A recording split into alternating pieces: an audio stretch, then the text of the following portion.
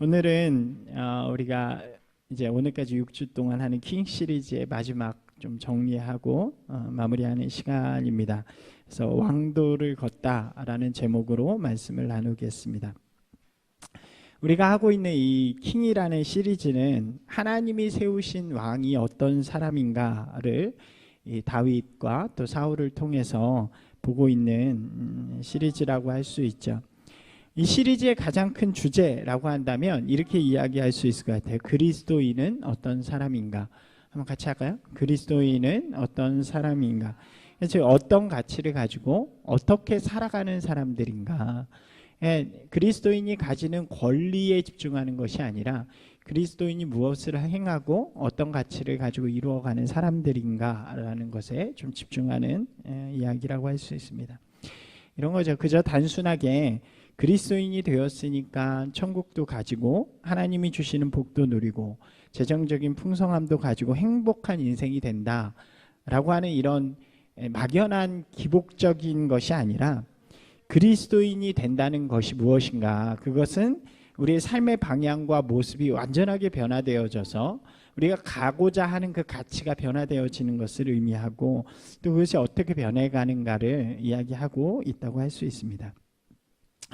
그렇죠. 교회 안에 보면 사람들은 누구나 믿음을 가지게 되는 동기가 다 있죠.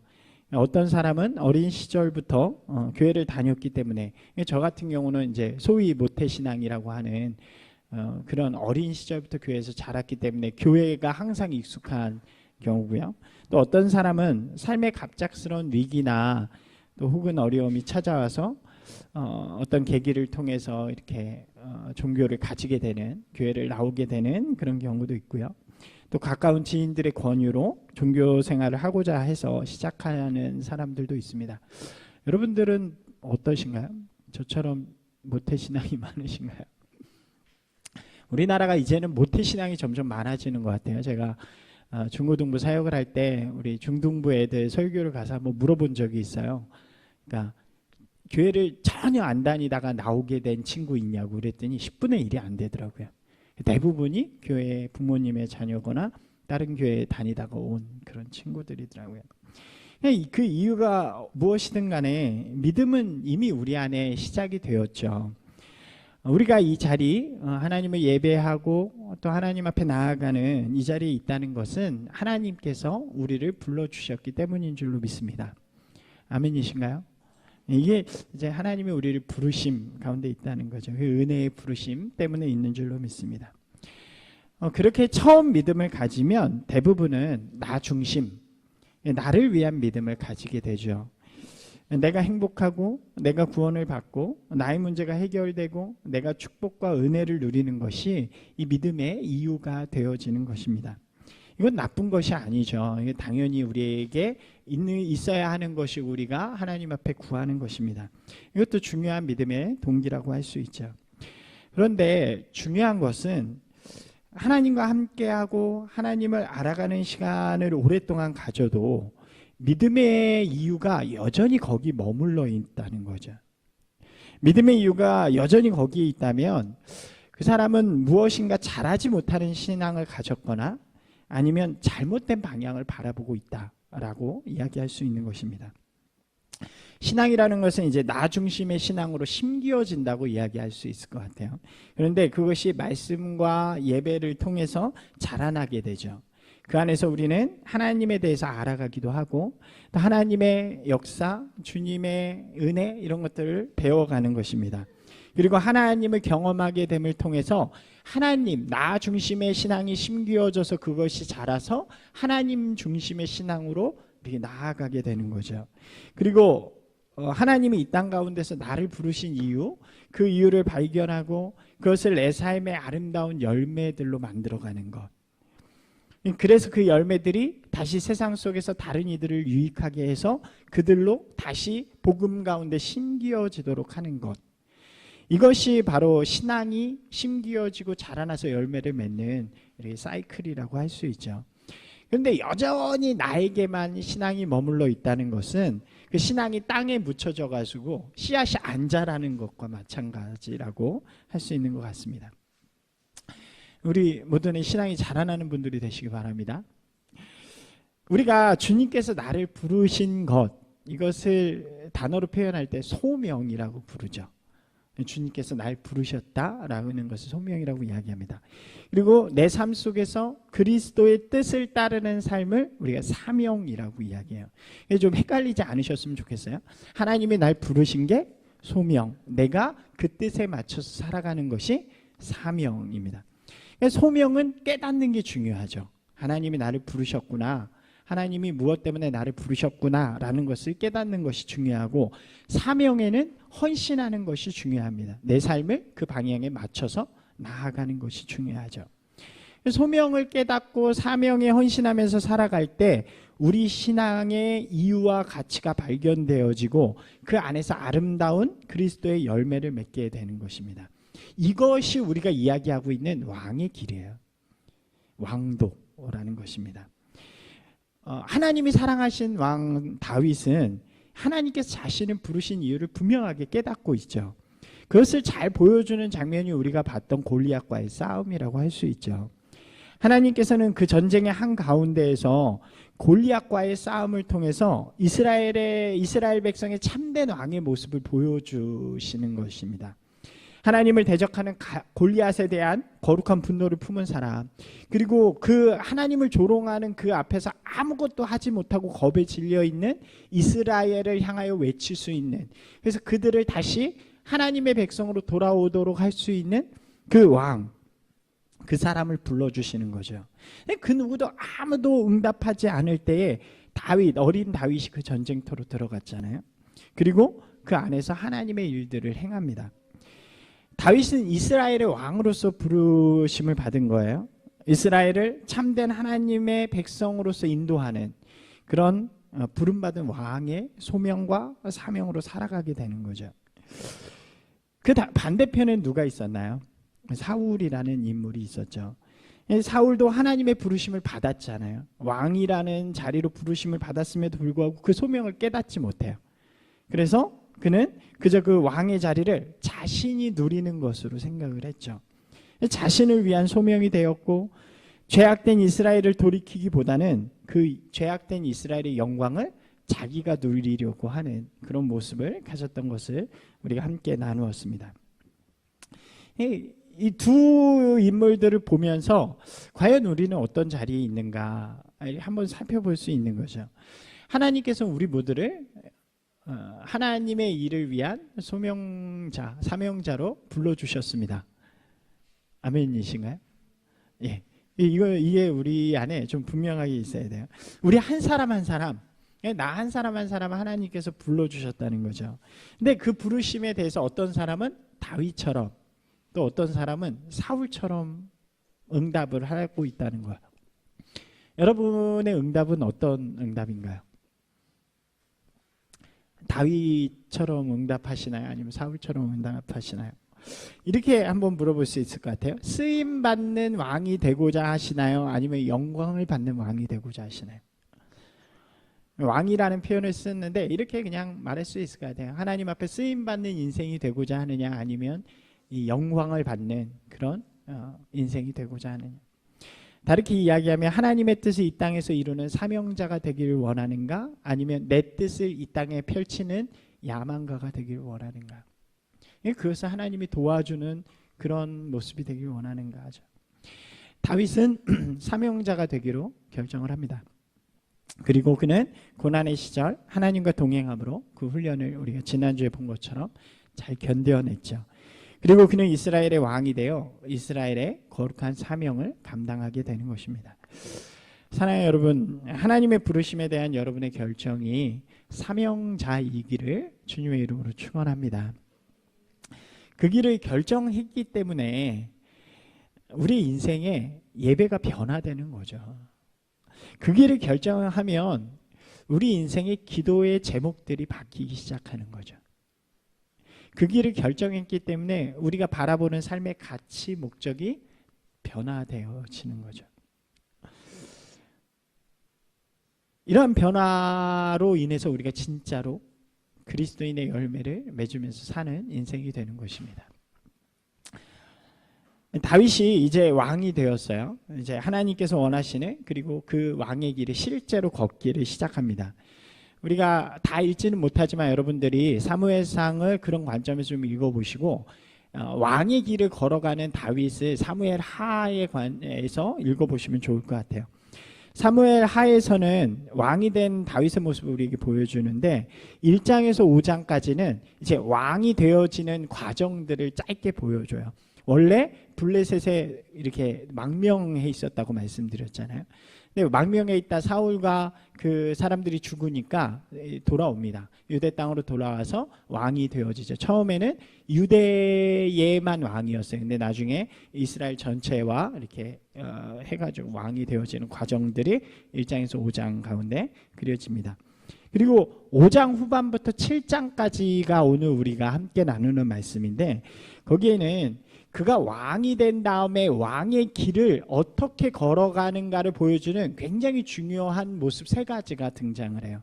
그래서 그것을 왕의 도라는 제목으로 우리가 함께 좀 풀어볼 건데, 이 3가지의 모습이 굉장히 다윗의 평생의 왕의 길 속에서 중요한 모습이라고 할 수 있는 것입니다. 한번 볼게요. 첫 번째로는 하나님의 영역을 회복하는 일이었어요. 왕의 길은 하나님의 영역을 회복하는 길입니다. 다윗의 왕도 중에서 가장 중요한 것은 하나님의 약속의 땅을 회복하는 일이었어요. 하나님께서 아브라함을 통해 약속해 주셨고 또 여호수아를 통해 정복했던, 그래서 이스라엘에게 주셨던 가나안 땅이 있잖아요. 근데 그 땅이 지금 어떤 상태가 되었냐면 많이 빼앗겨진 상태가 된 거예요. 블레셋이라는 나라가 많이 가져갔고요. 암몬, 모압 이런 이방 나라들이 그 가나안 땅을 막 점령해가지고 되게 많이 가져간 그런 상태인 거죠. 제가 말씀을 준비하면서 지도를 좀 보니까 굉장히 다윗이 왕이 되었을 땐 적었더라고요. 근데 이 다윗이 왕이 되고 이제 왕위를 물려줄 때는 이스라엘의 대부분의 땅을 다시 회복하는 그런 일들을 행합니다. 그러니까 이 이방인들에게 정복당해서 죄로 물들어 버린 땅이 된 거죠. 하나님의 약속의 땅이. 다윗이 왕의 길을 걸어갈 때 가장 중요시 여겼던 것 중에 하나는 하나님이 우리에게 주신 약속의 땅을 회복하는 일이었어요. 이방 신과 이방 방법에, 이방 신들의 방식에 물들어 있는 그 땅을 다시 하나님의 약속의 땅으로 회복하는 일, 그것으로부터 하나님의 나라가 다시 시작되어진다고 할 수 있겠죠. 우리 이렇게 이야기할 수 있을 것 같아요. 왕의 길은 하나님의 영역을 회복하는 것으로부터 시작합니다. 그렇죠? 하나님께서 원래 우리에게 이 땅을 주셨죠. 창세기 1장 28절에 보면 하나님이 사람을 창조하신 다음에 그 사람에게 이렇게 이야기합니다. 이 땅에서 너희는 생육하고 번성하고 충만하고 정복하고 다스리라 라고 말씀하시면서 주십니다. 이것이 사람에게 주신 권리이고 땅이었어요. 그런데 사람이 죄로 말미암아 하나님이 주신 그 하나님의 영역을 다 잃어버리게 되죠. 그래서 이 세상의 권세가 우리가 사는 이 땅들을 다 지배하게 되는 이야기, 그게 창세기의 이야기잖아요. 이 왕의 길은 뭐냐면 이미 빼앗긴 이 세상의 권세에게 빼앗긴 하나님의 영역을 다시 회복하는 일이라는 거죠.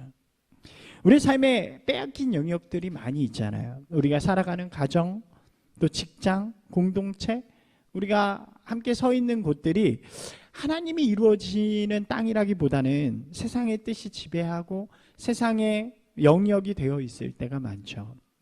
그리스도인에게 이 땅은 원래 거룩한 땅이어야 하는 것입니다. 맞나요? 저는 그렇게 믿습니다.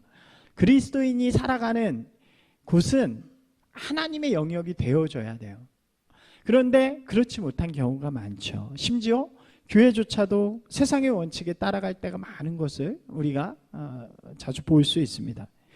이 블레셋이라는 나라에게 지속적으로 위협을 받던 이스라엘처럼 우리가 살아가는 우리의 삶의 자리에 하나님의 뜻이 아닌 세상의 방법을 의지하면서 살아가라고 위협받고 이미 뺏겨버린 땅들이 너무 많다는 거예요.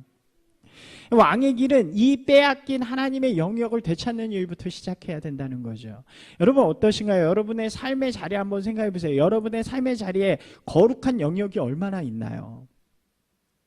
하나님의 뜻이 이루어지는, 하나님의 사랑과 하나님의 공의와 하나님의 능력이 이루어지는 그 하나님의 땅이 얼만큼 있나요? 우리가 이 땅 가운데서 하나님의 왕의 사명으로 살아간다는 것은 그 땅을 회복하는 거예요. 우리의 가정이 하나님의 영역이 되어줘야죠. 그래서 우리의 가정이 정말 하나님의 뜻과 은혜 가운데 서는 곳이 되어줘야죠. 우리가 서는 직장이 비록 힘들죠. 어렵죠. 하지만 내가 서 있는 그곳에서부터라도 하나님의 공의와 사랑이 실천되는 곳이 되도록 내가 살아가는 것이 중요하죠. 제일 중요한 것은 저는 교회가 하나님의 영역으로 다시 온전하게 서는 것이 중요하다고 생각합니다. 교회가 교회되고 예배가 살아있는 예배가 되고 하나님의 사랑이 넘치며 서로를 섬기는 그런 곳이 되어야 하는 그런 책임이 우리에게 있죠. 세상의 원리가 아니라 믿음의 원리, 영적 원리로 움직이는 그런 교회가 되는 것, 그것이 중요하죠. 이것이 우리의 삶에 하나님의 영역을 회복하는 그런 시작이 되어지는 것입니다. 다윗이요, 이 영역을 처음 회복한 이야기가 5장에 등장해요. 근데 이것은 무엇으로부터 시작하냐면 블레셋이라는 나라에게 승리하면서부터 시작이 됩니다. 다윗이 오랜 기간 동안 사울을 피해서 이 블레셋이라는 나라에 망명을 했다고 말씀을 드렸잖아요. 사울이 죽은 다음에 망명한 상태 속에서 다윗이 나와서 헤브론으로 가서 왕이 되어지는 거예요. 그러니까 블레셋 입장에서 한번 생각해 보면 나에게 충성을 바치겠다고 왔어요. 그래가지고 오랜 동안 내 신하로 있다가 자기네 나라에 가서 왕이 된 거죠. 어땠을까요? 기회인 거죠. 왕이 된 그에게 가서 너 내 부하잖아. 나에게 충성을 맹세해. 우리 속국이 돼. 라고 이야기할 수 있는 그런 상황인 거죠. 그래서 왕이 되자마자 블레셋이 다윗에게 갑니다. 한번 같이 보실까요? 읽겠습니다. 블레셋이 다윗에게 기름을 부어 이스라엘이 다시 하겠습니다. 이스라엘이 다윗에게 기름을 부어 이스라엘 왕으로 삼았다 함을 블레셋 사람들이 듣고 블레셋 사람들이 다윗을 찾으러 다 올라오매 다윗이 듣고 요새로 나가니라. 예. 이미 이전에 뭐냐면 블레셋과의 전투에서 이스라엘이 져서 사울도 죽고 요나단도 다 죽은 거예요. 예. 다윗만 와가지고 유다의 왕이 된 상황이란 말이에요. 근데 블레셋이 와가지고 지금 너 항복해 라고 이야기하는 상황이죠. 다윗 집은 우습게 여겨지는 거고요. 지금 이 상대가 굉장히 강하고 나는 약해 있는 그런 상황인 것입니다. 이런 상황 속에서 다윗이 어떤 선택을 했을까요? 한번 같이 읽어보겠습니다. 다윗이 여호와께 여쭈아뢰되 내가 블레셋 사람들에게로 올라가리이까 여호와께서 그들을 내 손에 넘기시겠나이까.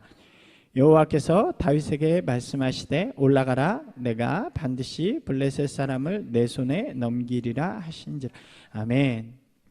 다윗이 이렇게 기도하는 거예요. 하나님, 저들이 왔는데 제가 하나님의 뜻대로 왕이 됐는데 저들에게 항복할까요? 아니면 제가 나가서 싸우고 하나님께서 저에게 승리를 주시겠습니까? 우리의 삶에 늘 블레셋과 같은 것들이 있죠. 우리를 늘 공격하고 늘 우리를 넘어지게 하는 것이 있습니다. 우리는 그것을 약점이라고 부르죠. 이 약점은 우리를 우습게 알아요. 블레셋과 같이. 그래서 우리가 하나님 앞에 결단하면 늘 그 약점이 우리의 공략을 하죠.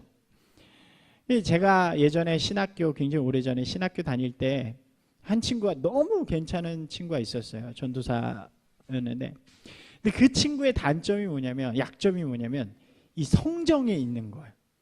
그러니까 다 괜찮은데 뭐 하나를 건들면 참지 못하고 폭발을 합니다.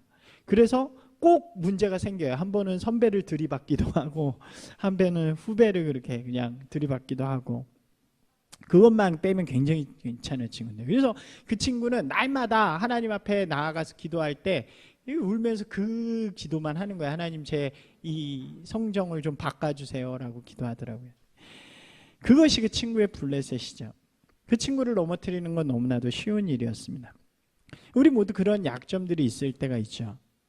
주일이 돼서 예배를 드리면 정말 믿음 안에서 잘 살아야지 결심했다가 삶의 자리로 가면 어김없이 넘어지는 그 우리의 약점들. 용서하고 사랑으로 살아야지 결심하면 꼭 나를 건드리는 사람이 있죠. 어떤 사람에게는 물질이 될 수도 있고요. 어떤 사람은 명예가 될 수도 있고요. 어떤 사람에게는 세상의 재미가 될 수도 있고요. 때론 나의 욕심이 그 약점일 수도 있고 자존감일 수도 있습니다. 우리가 하나님의 영역을 회복할 때 약점은 우리를 가장 먼저 공격한다고 할 수 있겠죠. 다윗은 그 약점을 나를 공격하는 약점으로부터 승리하면서부터 하나님의 영역이 회복되기 시작했다는 거예요. 그때 다윗의 기도가 이거였다는 거죠. 하나님, 제가 항복할까요? 아니면 싸우러 나가서 하나님이 저를 승리케 해주시겠습니까? 하나님, 제가 이 약점에 굴복할까요? 아니면 하나님께서 이 약점을 저에게 이기게 해주시겠습니까?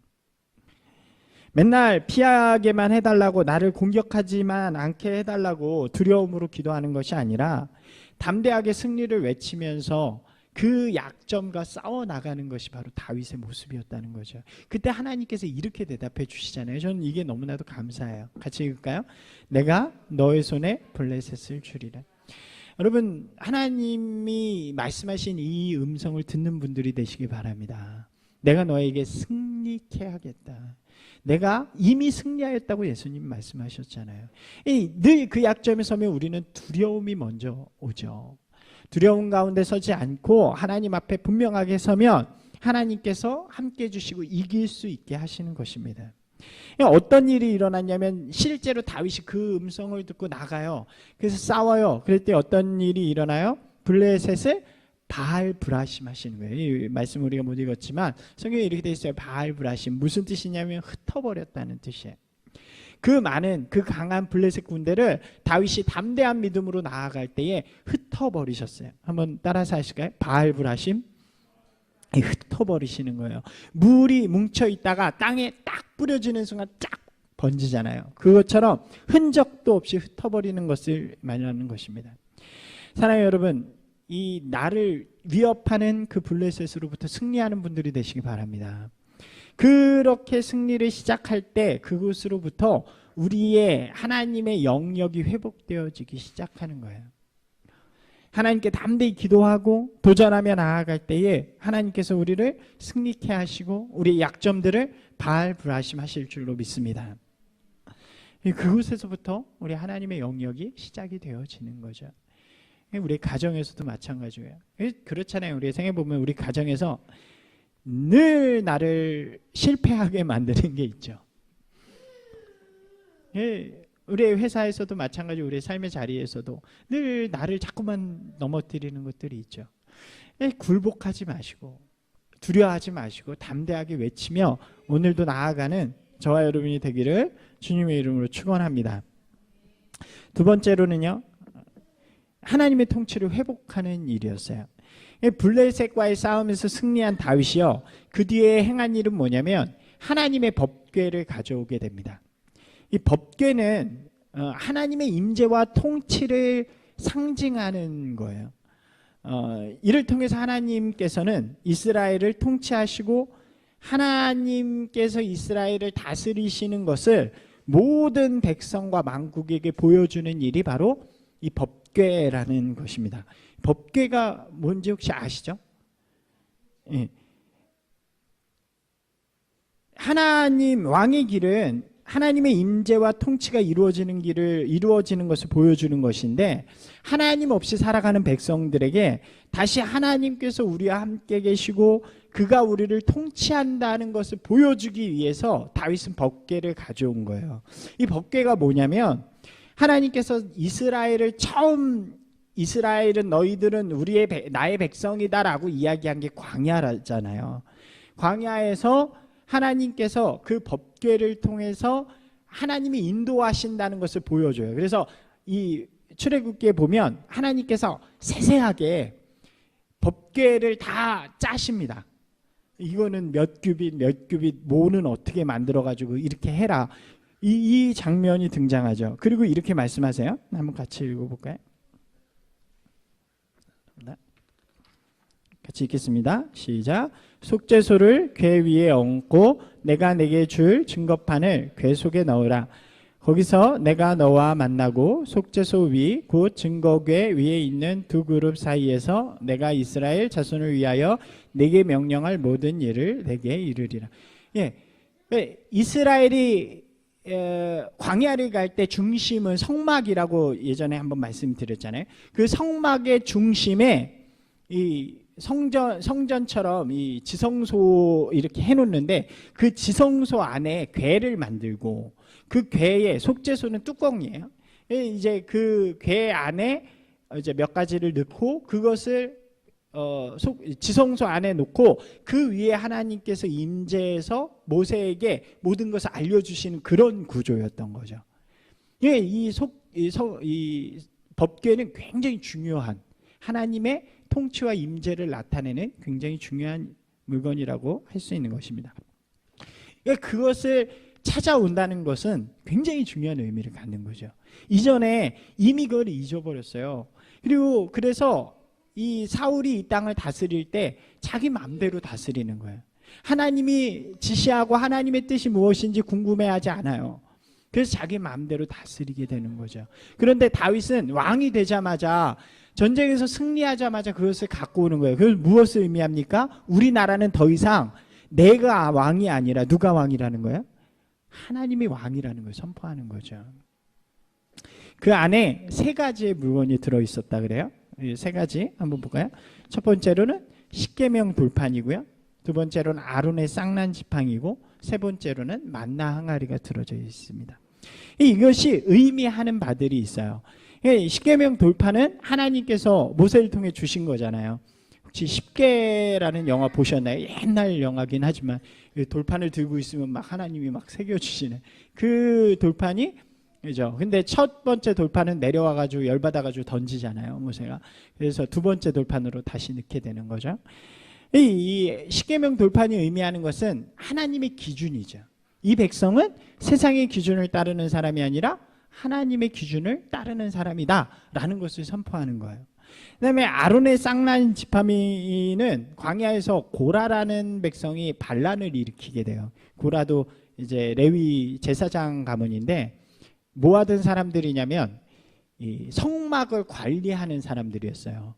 그러니까 같은 제사장인데 누구는 제사 옷 입고 멋있게 이러는데 자기네들은 맨날 성막 들고 닦고 이런 것만 하니까 열이 받은 거죠. 그래서 우리도 저 권리를 똑같이 갖겠다. 너네가 무슨 권리가 있냐 그래서 반란을 아론과 모세에게 일으켰다가 이제 죽게 되는 그런 일이죠.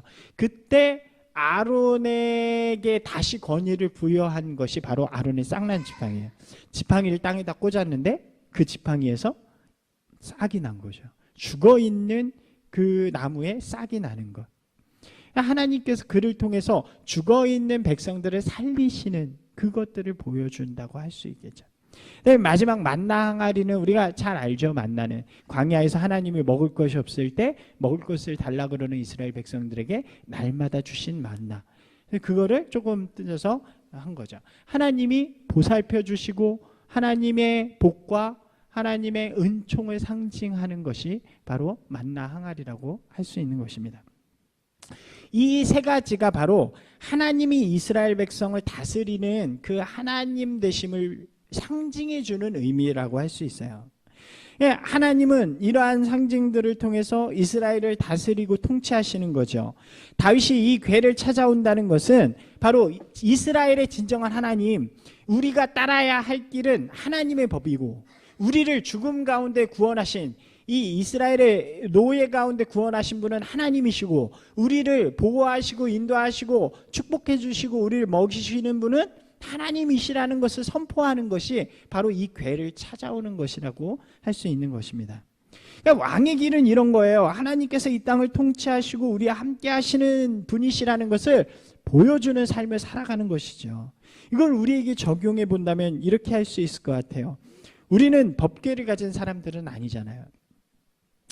우리가 법궤를 가진 상징적인 의미를 우리 가운데 회복한다고 할 수 있겠죠. 그럼 무엇입니까? 하나님의 뜻은 말씀 속에 있고 복음을 증거하는 것에 있으며 복을 전하는 삶에 있다는 것을 우리가 바라보면요, 이렇게 이야기할 수 있을 것 같아요. 제가 이걸 안 적었네요. 예, 그냥 읽겠습니다. 내 삶이 말씀의 기준을 세우고 그리스도인의 가치를 추구하는 삶으로 살아가는 것. 그죠? 하나 세상의 기준이 아니라 우리의 기준은 항상 어디가 돼야 돼요? 하나님의 말씀이 되어야 되는 거죠.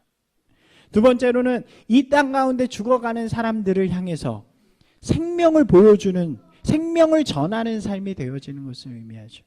마지막으로 하나님을 신뢰하면서 하나님이 우리 가운데 주신 복을 세상에 나누는 축복의 삶을 살아가는 삶, 그것이 바로 왕의 길이라고 할 수 있는 것입니다. 그렇게 살아갈 때 내 안에 먼저 하나님의 통치가 회복이 되어지는 거예요. 내 마음대로 살아가고 복음을 전하지도 않고 모든 복은 나 혼자 누리면서 살아갈 땐 하나님의 통치가 회복되어지지 않죠. 우리 가운데 이 상징들을 회복시켜 나아갈 때에 우리 안에 하나님의 통치가 회복되어지고 우리와 함께한 자들에게 하나님의 통치가 회복되어지는 왕의 길을 걷게 되는 것입니다. 마지막 세 번째 볼까요? 왕의 길은 거룩한 비전을 꿈꾸는 길이라고 할 수 있습니다. 예, 영역을 회복했어요. 승리를 통해. 그 다음에 법궤를 가져옴을 통해서 하나님의 통치를 회복했습니다. 그 이후에 다윗은 무엇을 하냐면 꿈을 꾸기 시작하는 거예요. 하나님을 향한 거룩한 꿈을 꿉니다.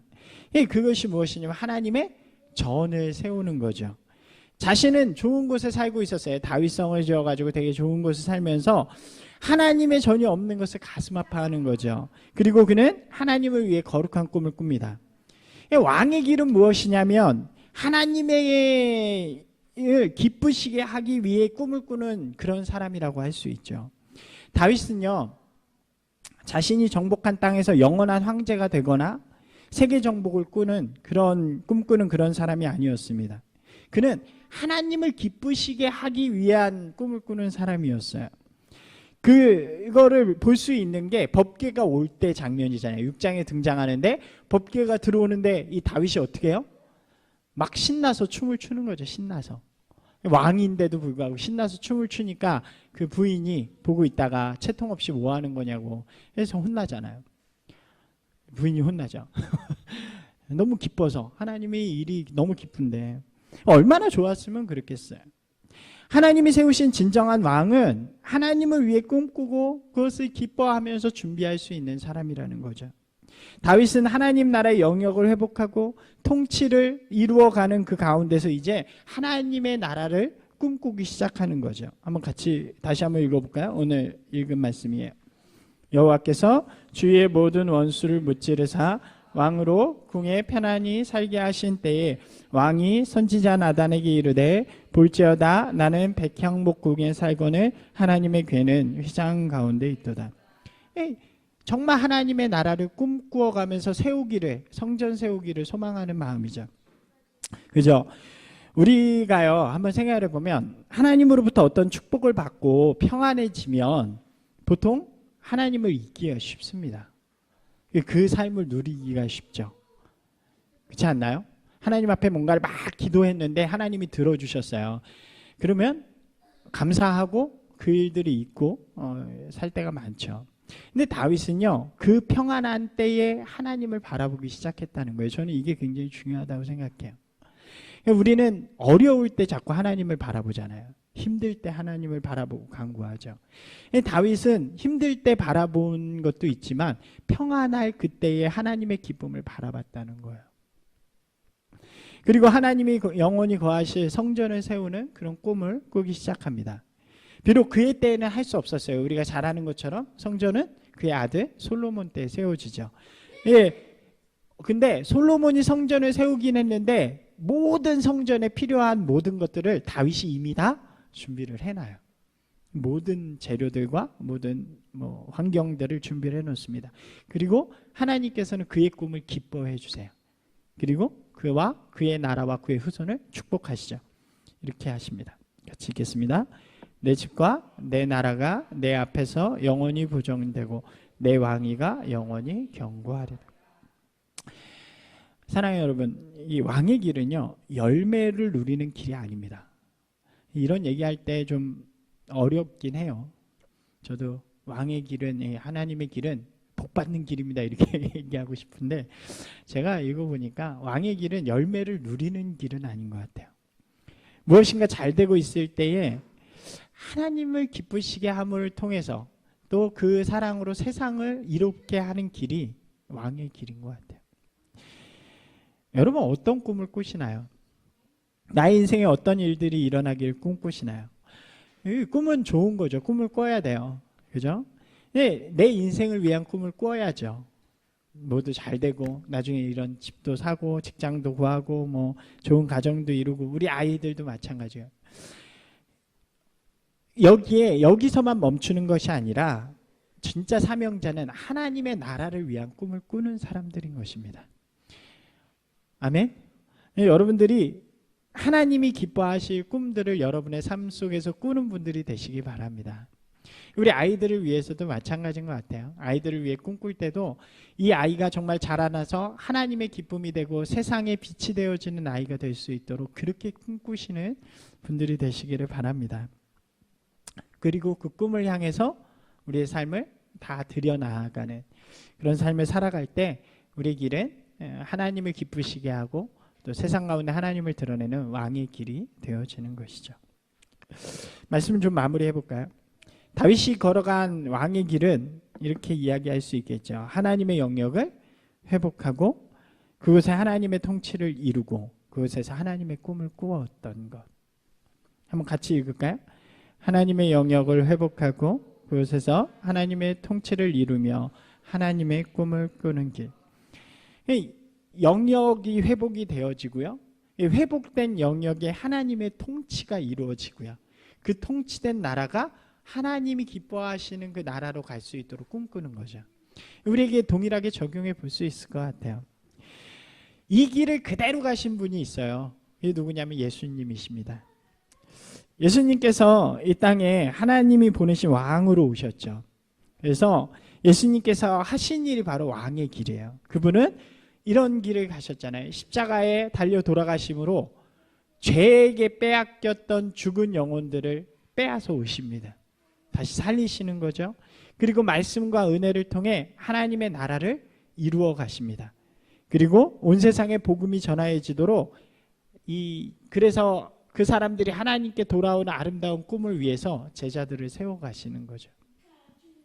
그 예수님의 왕의 길을 통해서 우리도 지금 그 혜택을 누리고 있고요. 우린 누구입니까? 바로 그 길을 이어서 그리스도의 길을 가는 사람들, 왕의 사람들이죠. 우리의 삶에도 동일한 역사들이 일어나기를 소망합니다. 우리의 삶에 빼앗겼던 그 영역들이 회복되어지고 그 회복되어진 영역에 하나님의 통치가 일어나기 시작하고 또 그 하나님의 통치와 함께 그것을 통해서 아름다운 하나님의 나라를 꿈꾸는 그런 분들이 되었으면 좋겠습니다. 저희 이 말씀을 준비하면서 우리 교회가 그런 교회가 됐으면 좋겠다는 생각을 했어요. 이 지역 가운데 우리 하나님의 영역이 회복되어지고 또 우리를 통해서 사랑과 나눔이란 하나님의 통치가 나누어지고 또 그를 통해서 아름답게 세워질 하나님의 나라를 꿈꾸는 저 그리고 여러분들이 되었으면 좋겠습니다. 우리 마지막으로 한번 고백할까요? 우리는 말고 나는으로 할까요? 같이 함께 읽겠습니다. 나는 왕의 소명을 받은 사람입니다. 한번 더 할까요? 나는 왕의 소명을 받은 사람입니다. 하나님께서 우리 모두를 왕으로 불러주셨는 줄로 믿습니다. 이 세상 속에서 왕의 길을 아름답게 걸어가는 왕의 사명으로 살아가는 용기 있게 담대하게 살아가는 저와 여러분이 되기를 주님의 이름으로 축원합니다. 우리 같이 찬양하시고 기도하도록 하겠습니다.